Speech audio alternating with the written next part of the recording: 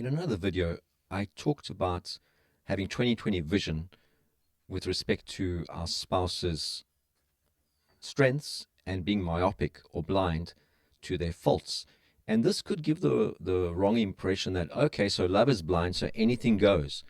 There's no correction, no discipline. And that's not at all what I intend. And it's not at all what the Bible teaches, I think. Because your spouse and your children are God's secret weapon to expose your sin and transform you, and vice versa.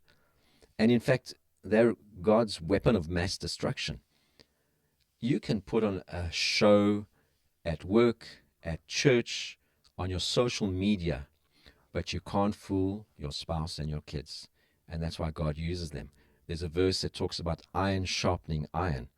So being myopic about faults can't mean that.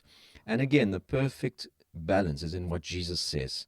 In Matthew 7 and in Luke 6, he says, "Why do you look at the speck of sawdust in your brother's eye and pay no attention to the plank in your own eye? How can you say to your brother, 'Brother, let me take the speck out of your eye,' when you yourself fail to see the plank in your own eye? You hypocrite. First take the plank out of your eye, and you'll see clearly to remove the speck from your brother's eye." And this fits together perfectly with the idea of 20/20 vision with their strengths and being myopic about their faults.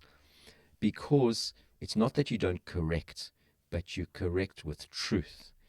And you're seeing it as a speck. You're struggling to see faults because you've had your eyesight healed by Jesus. So there's definitely a time when we are called to challenge each other and correct each other and have conflict. But it's all about when you do it and what you choose to focus on and how you do it. And those are subjects of other videos. But the key thing is that you're not doing it out of losing your temper. You're not doing it out of hypocrisy. You're not doing it out of legalism. But you're doing it in God's way, in God's timing. As the scripture says, speaking the truth in love.